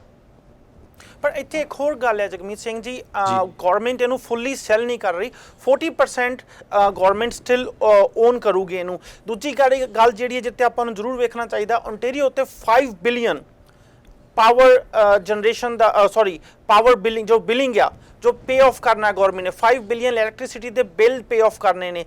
I think 5 billion is quite काफ़ी ज़्यादा मनी आ। होर किस तरीके नाल असीं ये bill pay Ontario government bill pay कर सकती सी? सो मेरा अपना जी मैं थोनू ओपीनियन देवां तां ओहदा एक वैल्यू होगा, पर मैं थोनू दे सकदा फाइनैंशियल अकाउंटेबिलिटी ऑफिसर जो कि इंडिपेंडेंट बंदा, उन्हें बड़ा क्लीयरली कहा कि जे असी डैट नू डील करना तां बिजली सिस्टम नू अपने को रखना चाहिए। उन्हें बड़े क्लीयरली अपने रिपोर्ट दे विच बड़े छापिया सीगा, कहंदे मैं सारे इकोनॉमिक फिगर्स देखे ते सरकार कह रही है कि असी चाहुंदे डेफिसिट नू घटाउणा, ते जिहड़ी एक दूजे पासे एक तां ओवरऑल डेफिसिट है, दूजी गल है जिहड़े हाइड्रो डेट की गल है, तो कहते इनू बेच के असी हाइड्रो डेट नू घटावांगे, अपना डेफिसिट दी पोजीशन नू वधावांगे। तो वो सवाल दे उत्ते जवाब बड़ा क्लीयरली मिस्टर स्टीवन लकेयर जो कि साडे फाइनैंशियल अकाउंटेबिलिटी ऑफिसर है, जो उहदा काम आ कि इदां दे फैसले नू एनालाइज करना, देखना कि गल जायज़ है नजायज़ है। उन्हें क्लीयरली दसिया कि इनू बेच के साडे आर्थिक सिचुएशन होर माड़ा होगा, साडी डेफिसिट वध जूगा, साडी इकोनॉमिक पोजीशन माड़ा होगा। उन्हें क्लीयरली दसिया सानू। इस गल के बावजूद सरकार हाले भी बेचना चाहती है अपने बिजली सिस्टम नू। ते दूजी गल जे असी देखिए, मैं थोड़ा घर नू तुसी कहो कि नहीं मैं 40% अपना घर रखूँगा पर मैं 60% बेचूँगा, जे तुसी 60% बेचता तो मेरी हो गया, थोड़ा नहीं रहा नहीं, मैनू मेजोरिटी शेयर मेरे को हो गया। सरकार को सिर्फ 40% होगी, प्राइवेट सैक्टर को 60% होगा, मतलब 60% प्राइवेट सैक्टर वो कंट्रोल करूगी, वो को पावर होगा, तो आम लोगों लिए आम आवाज़ अपनी वो होना नहीं। ਜਗਮੀਤ ਸਿੰਘ ਜੀ, ਮੈਂ ਇੱਥੇ ਹੀ ਇੱਕ ਕੁਐਸਚਨ ਹੋਰ ਕਰਨਾ ਚਾਹੁੰਦਾ ਹਾਂ। ਤੁਸੀਂ ਕਿਹਾ ਕਿ ਜਿਹੜੀ ਫੈਡਰਲ ਗਵਰਨਮੈਂਟ ਜਿਹੜੀ ਲਿਬਰਲ ਸਰਕਾਰ ਆ ਜੀ, ਉਹ ਇਹਨੂੰ ਫੇਰ ਵੀ ਵੇਚਣਾ ਚਾਹੁੰਦੀ ਆ ਜਦੋਂ ਕਿ ਇਹਦੇ ਵਿੱਚ ਇੰਨੇ ਨੈਗੇਟਿਵ ਪੁਆਇੰਟਸ ਨੇ। ਮੇਰਾ ਸਵਾਲ ਇਹ ਆ ਕਿ ਇਹੋ ਜੀ ਕਿਹੜੀ ਮਜਬੂਰੀਆਂ ਨੇ ਜਾਂ ਲਿਬਰਲਸ ਜਾਣ ਬੁੱਝ ਕੇ, ਅਗਰ ਜਿਸ ਹਿਸਾਬ ਨਾਲ ਤੁਹਾਡੀ ਗੱਲ ਕੀਤੀ ਜਾਵੇ, ਤੁਸੀਂ ਤੁਹਾਡੀ ਗੱਲਾਂ ਤੋਂ ਇਦਾਂ ਲੱਗ ਰਿਹਾ ਕਿ ਜਿਵੇਂ ਲਿਬਰਲ ਜਾਣ ਬੁੱਝ ਕੇ ਇਹ ਗਲਤੀਆਂ ਕਰ ਰਹੀ ਆ। ਕੀ ਕਾਰਨ ਲੱਗਦੇ ਨੇ ਤੁਹਾਨੂੰ ਕਿ ਲਿਬਰਲ ਇਹੋ ਜਿਹੇ ਗਲਤ ਫੈਸਲਾ ਸ਼ਰੇਆਮ ਕਿਉਂ ਲੈ ਰਹੀ ਆ? ਦੂਸਰੀ ਗੱਲ, ਤੁਸੀਂ ਇਹ ਗੱਲ ਕਹੀ ਕਿ ਸਰਕਾਰ ਨੇ ਲੋਕਾਂ ਤੋਂ ਪੁੱਛੇ ਬਿਨਾਂ ਇਹ ਫੈਸਲਾ ਲਿੱਤਾ। ਜਿਹੜੇ ਲੋਕਾਂ ਨੇ ਉਸ ਸਰਕਾਰ ਨੂੰ ਇਲੈਕਟ ਕੀਤਾ, ਕਿ ਤੁਹਾਨੂੰ ਨਹੀਂ ਲੱਗਦਾ ਕਿ ਉਹਨਾਂ ਨੂੰ ਉਸ ਵੋਟ ਰਾਹੀਂ ਪਰਮਿਸ਼ਨ ਦਿੱਤੀ ਗਈ ਆ ਕਿ ਉਹ ਓਨਟਾਰੀਓ ਲਈ ਜਿਹੜੇ ਬਣਦੇ ਫੈਸਲੇ ਨੇ ਉਹ ਲੈਣ? सो मैं थोड़े दूजे सवाल से शुरू करदा क्योंकि बहुत वधिया सवाल है। जे फर्ज कर लो इलैक्शन विच मैं लोगों को दसां कि मैं थोड़े सारिਆਂ ਦੇ घर बेचूंगा, जे तुसीं मैनूं इलैक्ट कर दो मैं थोड़े घर बेचूंगा पक्का, फिर लोग मैनूं इलैक्ट करते हैं, फिर मेरे को पूरी इजाजत है, पूरी आ गया है कि मैं उन्होंने घर बेचां। पर जे मैं कहां कि तुसीं मैनूं इलैक्ट करो, मैं थोड़ा सूबे नूं बेहतर बनाऊंगा, मैं शहर नूं बेहतर बनाऊंगा, मैं यही गल करदा, इलैक्ट करके मैं थोड़ी जाके घर बेचदा। लोगों ने इतराज करना, कहना तुसीं तां सानूं दस्सिया नहीं कि तुसीं घर बेचना, तुसीं क्या कि शहर नूं बेहतर बनाउणा, सूबे नूं बेहतर बनाउणा, तुसीं यही नहीं किया कि अपने घर बेचना। यही साडे नाल हाल होया कि बिना दस्से ना इदां उन्हें इलैक्शन वेले कह सकदे सीगे कि असीं बिजली सिस्टम बेचना, तुसीं सहमत हो तां सानूं वोट पाओ, उन्हें दस्सिया नहीं। ये बहुत सब तो वड्डी गल है। इलैक्शन वेले वो दस सकते सीगे कि की करना चाहुंदे ते लोगों की मर्जी सी कि उन्होंने हाँ कहना। इस वक्त 80% लोग हैगे, सासी पोलिंग की है, इंडिपेंडेंट संस्थावां ने पोलिंग की है, 80% लोगों ने कहा कि असी इस फैसले के खिलाफ है। तो नाल दे नाल 180 म्यूनिसिपैलिटीज़ जो शहर है उन्होंने पैस किया मता कि असी इस सेल के खिलाफ है कि इनू बेचना नहीं चाहिए। 180 म्यूनिसिपैलिटीज़ 80% लोग सूबे दे विच सारे ने रल के कहा कि नहीं बेचना चाहिए। तो वाई उन्हें एक क्यों फैसला क्यों लै रहे हैं? जे इन्ना माड़ा फैसला है क्यों लै रहे हैं? हाले तक सानू समझ नहीं आ रहा कि क्यों कर रहे हैं, क्योंकि ये कोई फायदा नहीं है। असी एक कोई निचोड़ कर सकते हैं कि शायद उन्होंने जोड़े वैल कनैक्टिड इनसाइडर्स जोड़े बिजनेसमैन है, जोड़े थोड़े थोड़े लॉयर्स तो जोड़े बेसरी ते बिजनेस ते जोड़े बैंकिंग इंटरस्ट है, उन्होंने बहुत ही ज़्यादा फायदा होगा। ਇਹ ਇੰਨਾ ਵਧੀਆ ਸਟਾਕ ਹੋਊਗਾ, ਇੰਨਾ ਜ਼ਿਆਦਾ ਇਹਦੀ ਪ੍ਰੋਫਿਟ ਹੋਊਗੀ, ਜਿਹੜੇ ਬੰਦੇ ਲੈ ਰਹੇ ਨੇ ਉਹਨੂੰ ਇਹ ਇੱਕ ਕਿਸਮ ਦਾ ਸਟੀਲ ਮਿਲ ਰਿਹਾ, ਇੰਨੀ ਜਿਹੜੀ ਮਹਿੰਗੀ ਚੀਜ਼ ਹੈ ਉਹਨੂੰ ਇੰਨੇ ਸਸਤੇ 'ਚ ਵੇਚ ਰਹੇ ਨੇ, ਤੇ ਉਹਨੂੰ ਜਿਹੜੀ ਪ੍ਰਾਈਵੇਟ ਇਨਵੈਸਟਰਸ ਨੂੰ ਬਹੁਤ ਜ਼ਿਆਦਾ ਫਾਇਦਾ ਹੋਊਗਾ, ਪਰ ਆਮ ਲੋਕਾਂ ਲਈ ਜਿਹੜੇ ਸਾਡੇ ਸੂਬੇ ਦੇ ਨਿਵਾਸੀਆਂ ਲਈ ਕੋਈ ਫਾਇਦਾ ਨਹੀਂ ਹੋਣਾ। ਜਗਮੀਤ ਸਿੰਘ ਜੀ, ਇੱਥੇ ਮੈਂ ਇੱਕ ਕਮੈਂਟ ਤੁਹਾਡੇ ਗੱਲ ਤੋਂ ਆਉਣ ਤੋਂ ਪਹਿਲਾਂ ਮੈਂ ਇਸੀ ਦੇ ਉੱਤੇ ਹੀ ਜਗਮੀਤ ਸਿੰਘ ਉਹਨਾਂ ਨੂੰ ਪੁੱਛਣਾ ਚਾਹੁੰਦਾ, ਤੁਸੀਂ ਇਹ ਗੱਲ ਇਨਡਾਇਰੈਕਟਲੀ ਕਹਿ ਰਹੇ ਹੋ ਕਿ ਇਸ ਦੇ ਪਿੱਛੇ ਤੁਹਾਨੂੰ ਡਾਇਰੈਕਟਲੀ ਔਰ ਇਨਡਾਇਰੈਕਟਲੀ ਕਰਪਸ਼ਨ ਦੀ ਬਦਬੂ ਆ ਰਹੀ ਆ, ਤੇ ਤੁਹਾਨੂੰ ਲੱਗ ਰਿਹਾ ਕਿ ਲਿਬਰਲ ਆਪਣੇ ਕਲੋਜ਼ ਬੰਦਿਆਂ ਨੂੰ ਇਹਦੇ ਰਾਹੀਂ ਫਾਇਦਾ ਦੇਣਾ ਚਾਹੁੰਦੇ ਆ। ਮੈਂ ਸਹੀ ਹਾਂ ਜਾਂ ਗਲਤ ਆ? ਸਹੀ ਹੈ, ਕਿਉਂਕਿ ਆਮ ਲੋਕਾਂ ਲਈ ਫਾਇਦਾ ਨਹੀਂ ਹੋਣਾ, ਆਮ ਸਮਾਜ ਲਈ ਫਾਇਦਾ ਨਹੀਂ ਹੋਣਾ, ਸਾਡੇ ਡੈਫਿਸਿਟ ਨੂੰ ਘਟਾਉਣ ਦਾ ਕੋਈ ਫਾਇਦਾ ਨਹੀਂ ਹੋਣਾ, ਪਰ ਜ਼ਰੂਰ ਇਹ ਹੈ ਕਿ ਪ੍ਰਾਈਵੇਟ ਸੈਕਟਰ ਦੇ ਵਿੱਚ ਕੁਝ ਲੋਕਾਂ ਨੂੰ ਬਹੁਤ ਜ਼ਿਆਦਾ ਫਾਇਦਾ ਹੋਊਗਾ। ਥੋੜੇ ਲੋਕਾਂ ਨੂੰ ਜਿਹੜੇ ਇਸ ਸਟਾਕ ਲੈਣਗੇ, ਜਿਹੜੇ ਇਸ ਸਟਾਕ ਦੇ ਜਿਹੜੀ ਇਨੀਸ਼ੀਅਲ ਪਬਲਿਕ ਆਫਰਿੰਗ ਦੇ ਵਿੱਚ ਇਨਵੋਲਵ ਹੋਣਗੇ, ਜਿਹੜੇ ਇਨਵੈਸਟਮੈਂਟ ਬੈਂਕਰਸ ਦੇ ਜਿਹੜੇ ਬੈਂਕਸ ਇਹਦੇ ਵਿੱਚ ਇਨਵੋਲਵ ਹੋਣਗੇ, ਉਹਨੂੰ ਬਹੁਤ ਹੀ ਜ਼ਿਆਦਾ ਫਾਇਦਾ ਹੋਊਗਾ। ਸੋ ਥੋੜੇ ਲੋਕਾਂ ਨੂੰ ਬਹੁਤ ਜ਼ਿਆਦਾ ਫਾਇਦਾ ਹੋਊਗਾ ਤੇ ਜ਼ਿਆਦਾ ਲੋਕਾਂ ਨੂੰ ਨੁਕਸਾਨ ਹੋਊਗਾ। ਅਸੀਂ ਇਹੀ ਐਕਸਟ੍ਰੈਪੋਲੇਟ ਕਰ ਸਕਦੇ ਹਾਂ ਕਿ ਇਹ ਥੋੜੇ ਲੋਕਾਂ ਦੇ ਵਾਸਤੇ ਕਰ ਰਹੇ ਨੇ, ਸ਼ਾਇਦ ਉਹਨੂੰ ਉਹ ਜਾਣਦੇ ਹੋਣਗੇ ਜੇ ਉਹਨਾਂ ਦੇ ਕੋਈ ਇੰਟਰਸਟ ਗਰੁੱਪ ਹੋਣਗੇ, ਪਰ ਥੋੜੇ ਲੋਕਾਂ ਨੂੰ ਫਾਇਦਾ ਕਰਨਾ ਤੇ ਜ਼ਿਆਦਾ ਲੋਕਾਂ ਨੂੰ ਨੁਕਸਾਨ ਕਰਨਾ, ਇਹਦਾ ਕੀ ਕਾਰਨ ਹੋ ਸਕਦਾ? ਹਾਂਜੀ ਹਰਪ੍ਰੀਤ ਜੀ, ਇੱਕ ਚੀਜ਼ ਇੱਥੇ ਮੈਂ ਜ਼ਰੂਰ ਐਡ ਕਰਨੀ ਚਾਹੂੰਗਾ, ਜੇ ਆਪਾਂ ਪਬਲਿਕਸ ਦੀ ਉਹ ਲੋਕ ਜਿਹੜੇ ਓਨਟਾਰੀਓ 'ਚ ਰਹਿੰਦੇ ਉਹਨਾਂ ਦੀ ਗੱਲ ਕਰ ਰਹੇ ਹਾਂ, ਆਈ ਥਿੰਕ ਲੌਂਗ ਟਰਮ 'ਚ ਓਨਟਾਰੀਓ 'ਚ ਰਹਿਣ ਵਾਲੇ ਲੋਕਾਂ ਨੂੰ ਜ਼ਰੂਰ ਫਾਇਦਾ ਹੋਊਗਾ। ਇੱਕ ਚੀਜ਼ ਮੈਂ ਇੱਥੇ ਕਲੀਅਰ ਕਰ ਦੇਣਾ ਚਾਹੁੰਦਾ ਸੰਦੀਪ ਸਿੰਘ ਜੀ, ਜਿਹੜੇ ਬਿਜਲੀ ਦੇ ਰੇਟ ਨੇ, ਜਿਹੜੇ ਪਰ ਯੂਨਿਟ ਅਸੀਂ ਪੇ ਕਰਦੇ ਹਾਂ, ਉਹ ਕੰਟਰੋਲ ਕੀਤੇ ਜਾਂਦੇ ਨੇ ਓਨਟਾਰੀਓ ਐਨਰਜੀ ਬੋਰਡ। ਜੇ ਉਹ ਪ੍ਰਾਈਵੇਟਾਈਜੇਸ਼ਨ ਹੋ ਜਾਊਗੀ, ਦੈਟ ਡਜ਼ਨਟ ਮੀਨ ਕਿ ਉਹ ਕੰਪਨੀ ਜਦੋਂ ਮਰਜ਼ੀ ਰੇਟ ਵਧਾ ਦੂਗੀ, ਉਹਨੂੰ still Ontario energy board control ਕਰਦਾ ਵਾ, ਐਂਡ ਆਈ ਥਿੰਕ ਉਹ ਕੰਟਰੋਲ ਕਰਦੇ ਰਹਿਣਗੇ। ਓਕੇ, ਜਿਹੜੀ ਇੱਥੇ ਇੱਕ ਲਿਬਰਲ ਗੌਰਮੈਂਟ ਵੱਲੋਂ ਪੱਖ ਰੱਖਿਆ ਜਾ ਰਿਹਾ ਕਿ ਇਨਫਰਾਸਟ੍ਰਕਚਰ ਉੱਤੇ ਅਸੀਂ 4 ਬਿਲੀਅਨ ਲਾਵਾਂਗੇ, ਸਾਨੂੰ ਉੱਤੇ ਵੀ ਨਿਗਾਹ ਮਾਰਨ ਦੀ ਲੋੜ ਆ। ਲਗਭਗ 1 ਲੱਖ ਜੌਬ ਆਉਣ ਵਾਲੇ 5 ਤੋਂ 10 ਸਾਲ ਵਿੱਚ ਕ੍ਰੀਏਟ ਹੋਣਗੀਆਂ। ਜੇ ਅਸੀਂ ਓਨਟਾਰੀਓ ਦੀ ਇਕਨੋਮੀ ਦੀ ਗੱਲ ਕਰੀਏ, ਵੀ ਆਲ ਨੋ ਕਿ ਓਨਟਾਰੀਓ ਦੀ ਇਕਨੋਮੀ ਕਾਫੀ ਟਾਈਮ ਤੋਂ ਸਟਰਗਲ ਕਰ ਰਹੀ ਸੀ। ਹੁਣ ਥੋੜੀ ਜਿਹੀ ਤੇਲ ਦੀਆਂ ਕੀਮਤਾਂ ਘਟਣ ਕਰਕੇ ਅਸੀਂ ਮੰਨਦੇ ਹਾਂ ਕਿ ਜਿਹੜੀ ਮੈਨੂਫੈਕਚਰਿੰਗ ਹੈ ਉਹ ਵਧੀ ਆ, ਬਟ ਵੀ ਨੋ ਕਿ ਉਹ ਲੌਂਗ ਟਰਮ ਨਹੀਂ ਹੈਗਾ। ਜੇ ਸਾਨੂੰ ਲੌਂਗ ਟਰਮ ਜੌਬਸ ਕ੍ਰੀਏਟ ਕਰਨੀਆਂ, ਸਾਡੇ ਕੋਲ ਕੁਝ ਪਲਾਨਸ ਹੋਣੇ ਚਾਹੀਦੇ ਆ, ਜਿਹਦੇ ਕਰਕੇ ਇਹ I think Liberal government the step ਆ, ਜਿਹਦੇ ਨਾਲ $4 ਬਿਲੀਅਨ ਇਨਫਰਾਸਟ੍ਰਕਚਰ ਲੱਗਣਗੇ, ਲਗਭਗ 1 ਲੱਖ ਜੌਬਾਂ ਆਉਣ ਵਾਲੇ 5 ਤੋਂ 10 ਸਾਲ ਵਿੱਚ ਕ੍ਰੀਏਟ ਹੋਣਗੀਆਂ। ਉਹ ਜੌਬਾਂ ਵੀ ਓਨਟਾਰੀਓ 'ਚ ਰਹਿਣ ਵਾਲੇ ਲੋਕਾਂ ਨੇ ਹੀ ਕਰਨੀਆਂ ਨੇ, ਤੇ ਐਜ਼ ਪਰ ਮੀ ਲੋਕਾਂ ਦਾ ਫਾਇਦਾ ਹੋਊਗਾ। ਜਗਮੀਤ ਸਿੰਘ ਜੀ, ਇਸ ਦੇ ਉੱਤੇ ਜੋ ਹਰਪ੍ਰੀਤ ਭਾਜੀ ਕਹਿ ਰਹੇ ਨੇ, ਸੋ ਉਸ ਦੇ ਉੱਤੇ ਆਵਾਂ ਕਿ ਰੇਟਸ ਤਾਂ ਜਿਹੜੇ ਨੇ ਹਰਪ੍ਰੀਤ ਸਿੰਘ ਦੇ ਭਾਜੀ ਉਹਨਾਂ ਦੇ ਅਕੋਰਡਿੰਗਲੀ ਰੇਟਸ ਤਾਂ ਐਨਰਜੀ ਬੋਰਡ ਨੇ ਡਿਸਾਈਡ ਕਰਨੇ ਆ। ਸੋ ਅਗਰ ਰੇਟਸ ਐਨਰਜੀ ਬੋਰਡ ਡਿਸਾਈਡ ਕਰ ਰਹੀ ਆ, ਫਿਰ ਕੀ ਡਿਫਰੈਂਸ ਹੈਗਾ, ਭਾਵੇਂ ਉਹ ਪ੍ਰਾਈਵੇਟਾਈਜ਼ ਹੋਵੇ ਭਾਵੇਂ ਉਹ ਪਬਲਿਸਾਈਜ਼ ਹੋਵੇ?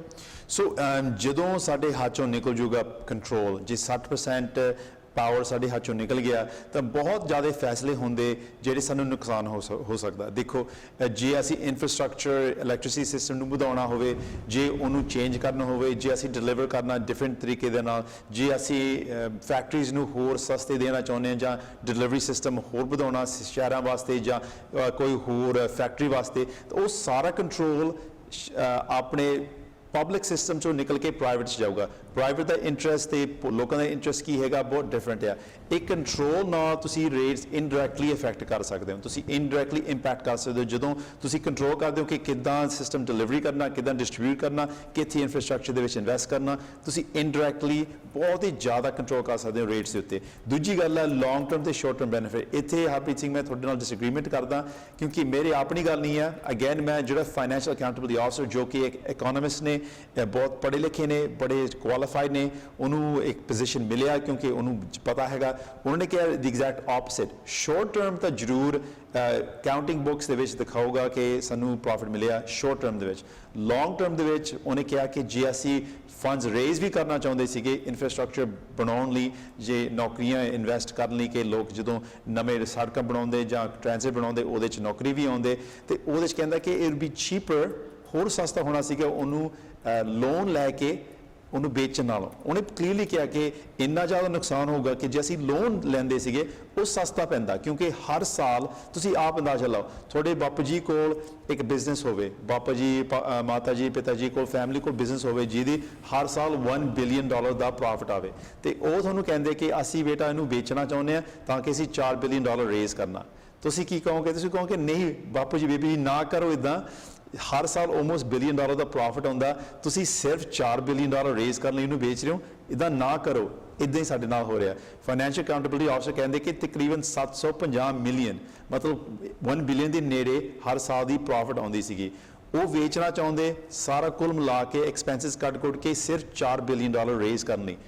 $1 ਬਿਲੀਅਨ ਹਰ ਸਾਲ ਦਾ ਪ੍ਰੋਫਿਟ, ਸਿਰਫ $4 ਬਿਲੀਅਨ ਰੇਜ਼ ਕਰਨ ਲਈ ਨੁਕਸਾਨ ਹੈ। ਸ਼ੋਰਟ ਟਰਮ ਦੇ ਵਿੱਚ ਗੇਨ ਲੱਗੂਗਾ, ਲੌਂਗ ਟਰਮ ਦੇ ਵਿੱਚ ਇਹਨੂੰ ਬਹੁਤ ਵੱਡਾ ਨੁਕਸਾਨ ਹੋਊਗਾ। ਤੇ ਅਖੀਰਲੀ ਗੱਲ ਜਿਹੜੀ ਕੰਟਰੋਲ ਹੈ, ਭਾਵੇਂ ਆਂਟੇਰੀਓ ਐਨਰਜੀ ਬੋਰਡ ਸੈੱਟ ਕਰਦੀ ਹੈ ਰੇਟਾਂ, ਜਿਹੜੇ ਹੁਣ ਨਵੇਂ ਕਾਨੂੰਨ ਹੁਣ ਪਾਸ ਹੋਈ ਹੈ, ਸਾਰੇ ਤੇ ਸਾਰੇ ਕੰਟਰੋਲ ਹੋਰ ਤੇ ਹੋਰ ਜਿਹੜੇ ਸਰਕਾਰ ਦੇ ਹੱਥ ਚੋਂ ਨਿਕਲ ਰਿਹਾ, ਚੇਂਜਸ ਆ ਰਹੀਆਂ ਜਿਹਦੇ 'ਚ ਹੋਰ ਤੇ ਹੋਰ ਹਾਈਡਰੋ 1 ਨੂੰ ਪਾਵਰ ਦੇਣਗੇ ਜਿਹਦੇ ਸੈੱਟ ਕਰਨ ਦੇ ਰੇਟਸ ਦੇ ਵਿੱਚ।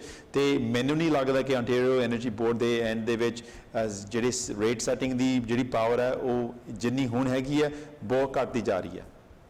ਪਰ ਇੱਥੇ ਇੱਕ ਹੋਰ ਗੱਲ ਹੈ ਜਗਮੀਤ ਸਿੰਘ ਜੀ, ਸਾਨੂੰ ਇਹ ਨਹੀਂ ਭੁੱਲਣਾ ਚਾਹੀਦਾ ਗਵਰਨਮੈਂਟ ਸਟਿਲ 40% ਓਨ ਕਰੂਗੀ।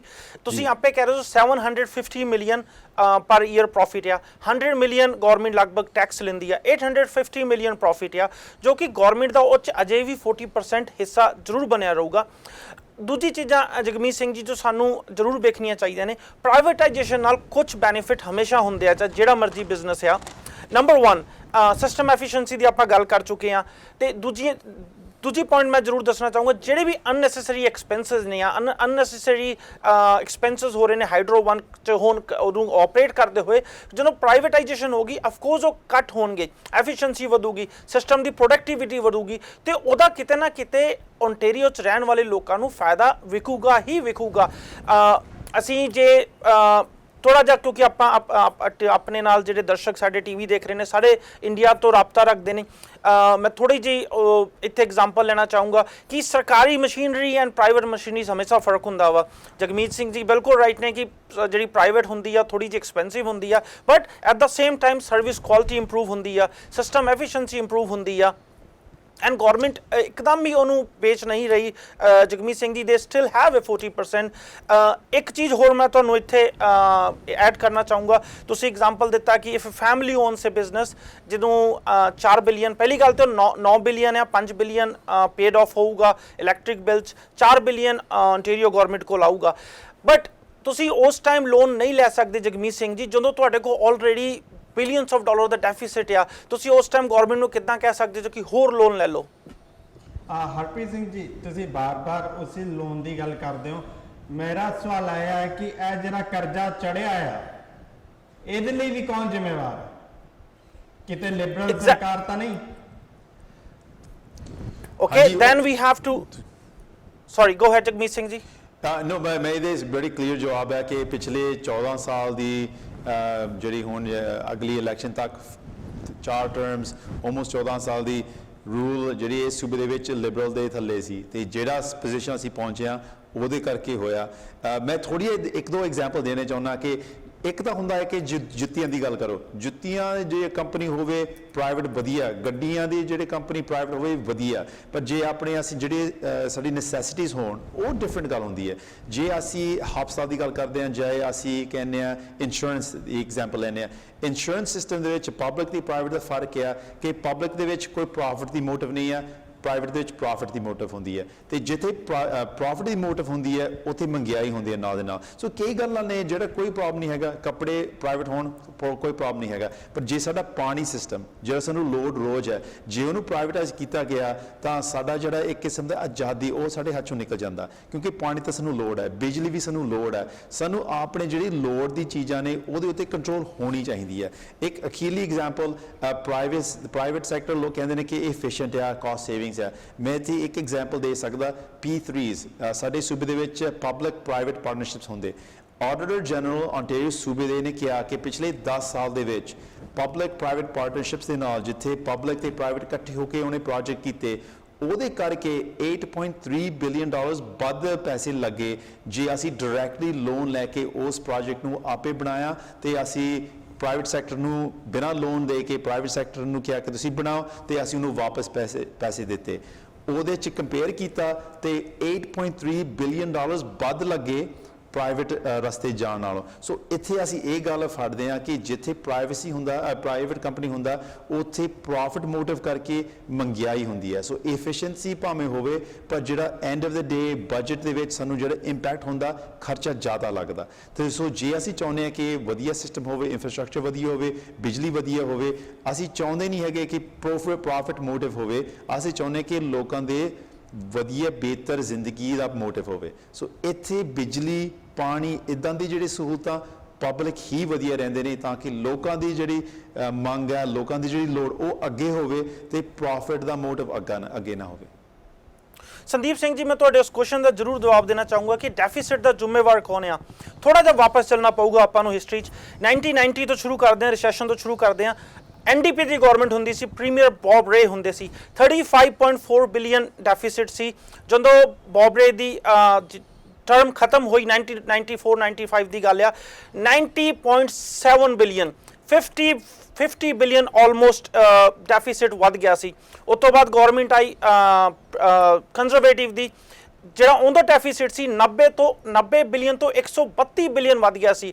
ਤੁਸੀਂ ontario ਡੈਫਿਸਿਟ ਵਾਸਤੇ ਕਿ ਇੱਕ ਪਾਰਟਿਕੂਲਰ ਪਾਰਟੀ ਨੂੰ ਬਲੇਮ ਨਹੀਂ ਕਰ ਸਕਦੇ। ਮੈਂ ਇੱਥੇ NDP ਨੂੰ ਬਲੇਮ ਨਹੀਂ ਕਰ ਰਿਹਾ ਬਿਕੋਜ਼ ਮੈਂ ਪਹਿਲਾਂ ਕਿਹਾ ਸੀ ਕਿ 1990 ਦਾ ਰਿਸੈਸ਼ਨ ਆਇਆ ਸੀ। ਅਫਕੋਰਸ ਰਿਸੈਸ਼ਨ ਦੇ ਟਾਈਮ ਤੇ ਗਵਰਨਮੈਂਟ ਨੂੰ ਡੈਫਿਸਿਟ ਰਨ ਕਰਨੇ ਪੈਂਦੇ ਆ, ਪਰ ਜੋ ontario ਦਾ ਡੈਫਿਸਿਟ ਆ ਉਹ ਸਿਰਫ ਇੱਕ ਪਾਰਟਿਕੂਲਰ ਪੋਲੀਟੀਕਲ ਪਾਰਟੀ ਕਰਕੇ ਨਹੀਂ ਵਧਿਆ। I think almost every party ਇਹਦੇ ਵਾਸਤੇ ਇਹ 'ਚ ਜ਼ਿੰਮੇਵਾਰ ਆ। ਕਹਿੰਦਾ ਇਹਦੇ ਉੱਤੇ ਬਾਕੀ ਤਾਂ ਜਗਮੀਤ ਸਿੰਘ ਹੋਣੀ ਕਮੈਂਟ ਕਰਨਗੇ, ਪਰ ਮੈਨੂੰ ਇਦਾਂ ਲੱਗਦਾ ਆ ਕਿ ਜਦੋਂ NDP ਦੀ ਸਰਕਾਰ ਸੀਗੀ, ਤੁਸੀਂ ਗੱਲ ਸਹੀ ਕੀਤੀ ਕਿ ਉਦੋਂ ਰਿਸੈਸ਼ਨ ਵਾਲੇ ਮਾਹੌਲ ਕਰਕੇ ਉਹ ਕਰਜ਼ਾ ਸਿਰ ਤੇ ਚੜਿਆ ਆ, ਪਰ ਉਸ ਤੋਂ ਬਾਅਦ ਚੋਂ ਕਾਫੀ ਸਮਾਂ ਨਿਕਲ ਚੁੱਕਾ ਆ। ਉਹਦੇ ਲਈ ਕੰਜ਼ਰਵੇਟਿਵਸ ਤੇ ਲਿਬਰਲਸ ਨੂੰ ਜਵਾਬਦੇਹੀ ਬਣਦੀ ਆ ਕਿ ਉਹ ਇਸ ਕਰਜ਼ੇ ਨੂੰ ਉਤਾਰਨ ਵਾਸਤੇ ਉਹਨਾਂ ਨੇ ਕੀ ਸਟੈਪਸ ਚੱਕੇ ਆ।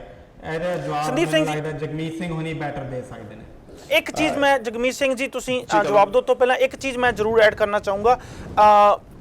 ਕੈਲਗਰੀ ਵਿੱਚ ਐਗਜ਼ਾਮਪਲ ਦਿੱਤੇ ਜਾਂਦੇ ਨੇ ਹੁਣ ਕੈਲਗਰੀ ਵਿੱਚ NDP ਗਵਰਨਮੈਂਟ ਅਜੇ ਵੀ ਐਗਜ਼ਾਮਪਲ ਦਿੱਤੇ ਜਾਂਦੇ ਨੇ। ਜੇ ਡੈਫਿਸਿਟ ਦੀ ਗੱਲ ਕਰੀਏ ਤੇ ਬੌਬ ਰੇ ਦੇ ਐਗਜ਼ਾਮਪਲ ਅਜੇ ਵੀ ਸੁਣਨ ਨੂੰ ਮਿਲਦੇ ਨੇ। ਹਾਂਜੀ, ਸੋ ਬੌਬ ਰੇ ਦੀ ਮੈਂ ਗੱਲ ਕਰਦਾ। ਪਹਿਲਾਂ ਤਾਂ ਬੌਬ ਰੇ ਚੰਗਾ ਮਾੜਾ ਇਨਸਾਨ, ਲੋਕਾਂ ਨੇ ਆਪਣਾ ਫੈਸਲਾ ਦੇਣਾ, ਪਰ ਉਹਦੀ ਪਾਰਟੀ ਲੋਇਲਟੀ ਤਾਂ ਮੈਂ ਬੜਾ ਕਲੀਅਰਲੀ ਦੱਸਦਾ ਕਿ ਉਹ ਵਾਕਈ ਉਹਦੇ ਜਿਹੜੇ ਸੱਚੇ ਰੰਗ ਨਿਕਲ ਗਏ ਸੀਗੇ ਜਦੋਂ ਪ੍ਰੀਮੀਅਰ ਤੋਂ ਬਾਅਦ ਉਹ ਲਿਬਰਲ MP ਬਣ ਕੇ ਲਿਬਰਲ ਦੀ ਇੰਟਰਮ ਲੀਡਰ ਬਣਿਆ। ਸੋ ਸਾਰੇ ਜਿਹੜੇ ਪਹਿਲੇ ਪੁਰਾਣੇ NDP ਉਹ ਕਹਿੰਦੇ ਕਿ ਸ਼ੁਰੂ ਤੋਂ ਸਾਨੂੰ ਲੱਗਦਾ ਸੀਗਾ ਸ਼ੱਕ ਉਹਦੇ ਸਾਰੀ ਹੀ ਪਾਲਿਸੀਜ਼ NDP ਦੇ ਖਿਲਾਫ ਸੀਗੇ। ਸਾਰੇ ਕਾਕਸ ਮੈਂਬਰਸ ਉਹਦੇ ਬੜੇ ਖਿਲਾਫ ਗੱਲ ਕਰ ਰਹੇ ਸੀਗੇ, ਪਰ ਯੂਨਿਟੀ ਦਿਖਾਉਣ ਲਈ ਉਹਨੂੰ ਔਖਾ ਸੀਗਾ। ਸੋ ਜਿਹੜੀ ਬੌਬ ਰੇ ਦੀ ਗੱਲ ਮੈਂ ਕਹੂੰਗਾ ਕਿ ਸੱਚੇ ਦਿਲੋਂ ਉਹ ਲਿਬਰਲ ਹੀ ਸੀਗਾ, ਕਿਉਂਕਿ ਲਿਬਰਲ ਪਾਰਟੀ ਦੇ ਇੰਟਰਮ ਲੀਡਰ ਵੀ ਸੀਗਾ ਤੇ ਉਹਦੇ ਜਿੰਨੇ ਵੀ ਪਾਲਿਸੀ ਸੀਗੇ ਲਿਬਰਲ ਨਾਲ ਬਿਲਕੁਲ ਰਲਦੀਆਂ ਸੀਗੀਆਂ ਤੇ NDP ਨਾਲ ਰਲਦੇ ਨਹੀਂ ਸੀਗੇ। ਉਹਨੇ ਸਾਰੇ ਪ੍ਰੋਮਿਸਿਸ ਤੋੜਤੇ। ਆਟੋ ਇੰਸ਼ੋਰੈਂਸ ਪਬਲਿਕ ਲੈ ਕੇ ਆਉਣਾ ਸੀਗਾ, ਉਹਨੇ ਉੱਥੇ ਤੋੜਿਆ। ਉਹ ਯੂਨੀਅਨ ਦੇ ਖਿਲਾਫ ਉਹਨੇ ਕੰਮ ਕੀਤਾ। ਸਾਰੀਆਂ ਜਿਹੜੇ ਇੱਕ ਤੋਂ ਇੱਕ ਲੈ ਕੇ ਮਸਲਾ ਉਹਨੇ NDP ਦੀ ਬਿਲਕੁਲ ਅਗੇਂਸਟ ਕੰਮ ਕੀਤਾ। ਸੋ ਮੈਨੂੰ ਨਹੀਂ ਲੱਗਦਾ ਕਿ ਉਹ ਵਧੀਆ ਕੋਈ ਐਗਜ਼ਾਮਪਲ ਹੋ ਸਕਦਾ NDP ਦਾ। ਸਾਰੇ ਉਹਨੇ ਵਾਅਦੇ ਤੋੜੇ, ਸਾਰੇ ਉਹਨੇ ਕੰਮ ਗਲਤ ਕੀਤਾ ਤੇ ਬਾਕੀ ਉਹਨੂੰ ਪਤਾ ਲੱਗਿਆ ਕਿ ਇੰਟਰਮ ਲੀਡਰ ਲਿਬਰਲ ਦਾ ਬਣਿਆ। ਤੇ ਜਿਹੜੀ ਕਰਜ਼ਾ ਦੀ ਗੱਲ ਕਰਦੇ ਆ, ਇੱਕ ਤਾਂ ਸਾਨੂੰ ਜ਼ਰੂਰ ਪਤਾ ਆ ਕਿ ਪਿਛਲੇ 10 ਸਾਲ ਦੇ ਵਿੱਚ, ਪਿਛਲੇ 11-12 ਸਾਲ ਦੇ ਵਿੱਚ ਜਦੋਂ ਲਿਬਰਲ ਦੀ ਹੁਣ ਜਿਹੜੀ ਰੇਨ ਹੈ ਉਹਦੇ ਵਿੱਚ ਉਹਨਾਂ ਨੇ ਇੰਨਾ ਸਕੈਂਡਲ ਕੀਤਾ, ਇੰਨੇ ਪੈਸੇ ਖੂਹ 'ਚ ਸਿੱਟਿਆ।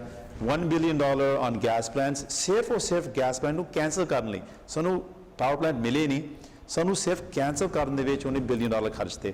ਹੈਲਥ ਦੇ ਵਿੱਚ ਉਹਨੇ $1 ਬਿਲੀਅਨ ਖਰਚਤੇ। ਪਬਲਿਕ ਪ੍ਰਾਈਵੇਟ ਪਾਰਟਨਰਸ਼ਿਪ ਦੇ ਵਿੱਚ ਉਹਨੇ $8.3 ਬਿਲੀਅਨ ਖਰਾਬ ਕਰਤੇ। ਉਹਨੇ ਔਰੇਂਜ ਦੇ ਵਿੱਚ ਆਲਮੋਸਟ $1 ਬਿਲੀਅਨ ਖਰਾਬ ਕਰਤੇ। ਕਿੰਨੇ ਸਕੈਂਡਲ ਵਿੱਚ ਕਿੰਨੇ $1 ਬਿਲੀਅਨ, ਇਹ ਨਹੀਂ ਥੋੜੇ ਮੋਟੇ ਉਹਨੇ ਸਕੈਂਡਲ ਕੀਤੇ, ਬਿਲੀਅਨ ਦੇ ਸਕੈਂਡਲ ਕਿੰਨੀਆਂ ਕੀਤੀਆਂ। ਤੇ ਠੀਕ ਹੈ ਰੈਸੈਸ਼ਨ ਦੀ ਗੱਲਾਂ ਜਿਹੜੀ ਹੁੰਦੀ ਹੈ ਉਹ ਤਾਂ ਅਲੱਗ ਨੇ ਮੈਂ ਮੰਨਦਾ ਹਾਂ ਕਿ ਸਾਰੇ ਜਿਹੜੇ ਸਰਕਾਰ ਜਦੋਂ ਰੈਸੈਸ਼ਨ ਹੁੰਦੇ ਉਹਦੇ ਵਿੱਚ ਤੁਹਾਨੂੰ ਥੋੜ੍ਹਾ ਜਿਹਾ ਕਰਜ਼ਾ ਚਲਾਉਣਾ ਪੈਂਦਾ ਆ ਸੋ ਉੱਥੇ ਮੈਂ ਨਹੀਂ ਕਹਿੰਦਾ ਕਿ ਲਿਬਰਲ ਨੇ ਗਲਤੀ ਕੀਤੀ ਹੈ 2008 ਤੇ ਇੱਥੇ ਵੀ ਰੈਸੈਸ਼ਨ ਸੀਗੀ ਪਰ ਜਿੰਨੇ ਸਕੈਂਡਲ ਤੇ ਜਿੰਨੇ billions and billions of dollars of waste ਜਿਹੜੇ ਸਾਡੇ hard earn tax payer money ਉਹਨਾਂ ਨੇ ਬਸ ਖੂਜ ਸਿੱਟੇ ਬਿਨੇ ਮਤਲਬ ਤੋਂ ਬਿਨੇ ਕੋਈ ਵਧੀਆ ਫੈਸਲੇ ਲੈ ਕੇ ਉਹ ਗੱਲਾਂ ਤੇ ਅਸੀਂ ਜ਼ਰੂਰ ਕਹਿ ਸਕਦੇ ਕਿ ਕਸੂਰਬਾਜ਼ ਉਹ ਪਾਰਟੀ ਹੈਗੀ ਆ you are exactly right Jagmeet Singh ਜੀ ਸ਼ਾਇਦ ਇਹਨਾਂ ਕਾਰਨਾਂ ਕਰਕੇ ਹੀ ਜੇ ਹਾਈਡਰੋ 1 ਨੂੰ ਅਸੀਂ ਪ੍ਰਾਈਵੇਟਾਈਜ਼ ਕਰ ਦਈਏ ਤੇ ਅੱਗੇ ਤੋਂ ਇਦਾਂ ਦੀ ਮਿਸਟੇਕ ਕੋਈ ਵੀ ਗਵਰਨਮੈਂਟ ਨਹੀਂ ਕਰੂਗੀ ਸੋ ਪ੍ਰਾਈਵੇਟਾਈਜ਼ ਕਰਨਾ ਜੇ ਅਸੀਂ ਦੇਖੀਏ ਕਿ ਇਹਦੇ 'ਚ ਜਿਹੜੇ ਸਕੈਂਡਲ ਨੂੰ ਤੁਸੀਂ ਰੋਕ ਨਹੀਂ ਸਕਦੇ ਕਿਉਂਕਿ ਔਰੰਜ ਦੀ ਐਗਜ਼ਾਮਪਲ ਲੈਂਦੇ ਆ ਔਰੰਜ ਨੂੰ ਉਹਨੇ ਆਊਟਸੋਰਸ ਕੀਤਾ ਉਹਨੇ ਜਿਹੜੇ ਮਿਨਿਸਟਰੀ ਆਫ ਹੈਲਥ ਤੋਂ ਕੱਢ ਕੇ ਆਰਮਸ ਲੈਂਥ ਕਰਤਾ ਸੀਗਾ ਆਰਮਸ ਲੈਂਥ ਕਰਕੇ ਉਹਦੇ 'ਚ ਜ਼ਿਆਦਾ ਸਕੈਂਡਲ ਹੋਇਆ ਕਿਉਂਕਿ ਜਿਹੜੇ ਉੱਥੇ CEO ਡਾਕਟਰ ਮਾਜ਼ਾ ਸੀਗਾ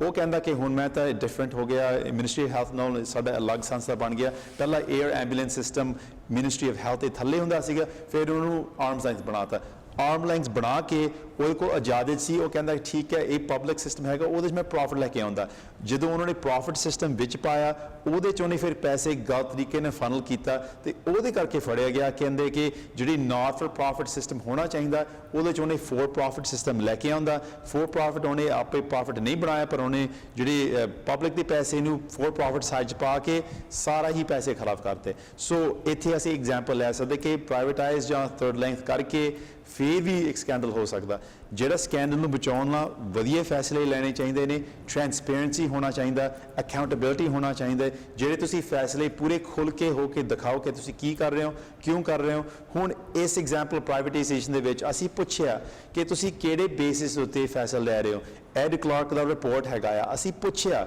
ਆਪੋਜੀਸ਼ਨ ਮੈਂਬਰ ਨੇ ਪੁੱਛਿਆ ਕਿ ਸਾਨੂੰ ਉਹਦੇ ਰਿਪੋਰਟ ਦਿਖਾਓ ਕਿ ਉਹਦੇ 'ਚ ਕੀ ਲਿਖਿਆ ਕਿ ਸਾਨੂੰ ਕੀ ਪ੍ਰੂਫ ਹੈ ਕਿ ਇਹ ਵਧੀਆ ਫੈਸਲਾ ਹੈਗਾ ਹਾਲੇ ਤੱਕ ਨਾ ਸਾਨੂੰ ਦਿੱਤਾ ਆਪੋਜੀਸ਼ਨ ਮੈਂਬਰ ਨੂੰ ਨਾ ਸਟੀਵਨ ਲਕੇਰ ਜੋ ਕਿ ਸਾਡੇ ਫਾਈਨੈਂਸ਼ੀਅਲ ਅਕਾਊਂਟੇਬਿਲਿਟੀ ਆਫਿਸਰ ਉਹ ਵੀ ਪੁੱਛਦਾ ਸੀਗਾ ਕਿ ਮੇਰਾ ਕੰਮ ਕਰਨ ਲਈ ਮੈਨੂੰ ਲੋੜ ਹੈ ਕਿ ਸਾਨੂੰ ਸਾਰੇ ਡਾਕੂਮੈਂਟਸ ਹੋਵੇ ਪਤਾ ਤੇ ਉਹ ਮੈਂ ਪੜ੍ਹ ਕੇ ਦੱਸਾਂ ਕਿ ਕੀ ਫੈਸਲਾ ਕਿਉਂ ਲਿਆ ਗਿਆ ਉਹਨੂੰ ਵੀ ਨਹੀਂ ਦਿੱਤਾ ਸੋ ਇੱਥੇ ਪ੍ਰਾਈਵੇਟਾਈਜ਼ ਕਰ ਰਹੇ ਨੇ ਬਿਨਾਂ ਅਕਾਊਂਟੇਬਿਲਿਟੀ ਬਿਨਾਂ ਲੋਕਾਂ ਦੀ ਇਜਾਜ਼ਤ ਦੇ ਨਾਲ ਤੇ ਇਸ ਕਰਕੇ ਇਹ ਵੀ ਇੱਕ ਵੱਡਾ ਸਕੈਂਡਲ ਹੋ ਸਕਦਾ ਆ ਇਸ ਦੇ ਨਾਲ ਹੀ ਭਾਜੀ ਮੈਂ ਇੱਕ ਗੱਲ ਜੋੜਨਾ ਚਾਹੁੰਦਾ ਹਰਪ੍ਰੀਤ ਜੀ ਕਿ ਇਹਦਾ ਤਰੀਕਾ ਹੀ ਬਹੁਤ ਵਧੀਆ ਹੋ ਗਿਆ ਕਿ ਪਹਿਲਾਂ ਤੁਸੀਂ ਗਲਤੀਆਂ ਕਰੀ ਚੱਲੋ ਉਸ ਤੋਂ ਬਾਅਦ ਚੋਂ ਲੋਕਾਂ ਦੀ ਚੀਜ਼ ਵੇਚ ਦਿਓ ਤੁਹਾਨੂੰ ਇਦਾਂ ਨਹੀਂ ਲੱਗਦਾ ਕਿ ਜਿਹੜੀਆਂ ਗਲਤੀਆਂ ਕੀਤੀਆਂ ਗਈਆਂ ਨੇ ਉਹਨੂੰ ਕਵਰ ਅਪ ਕਰਨ ਲਈ ਇੱਕ ਹੁਣ ਇੱਕ ਹੋਰ ਵੱਡੀ ਗਲਤੀ ਕਰਨ ਦੀ ਕੋਸ਼ਿਸ਼ ਕੀਤੀ ਜਾ ਰਹੀ ਹੈ No, देखो मैं तो ਤੁਹਾਨੂੰ ਆਲਰੇਡੀ ਜਦੋਂ ਦਾ ਸ਼ੋਅ ਸ਼ੁਰੂ ਕੀਤਾ ਵਾ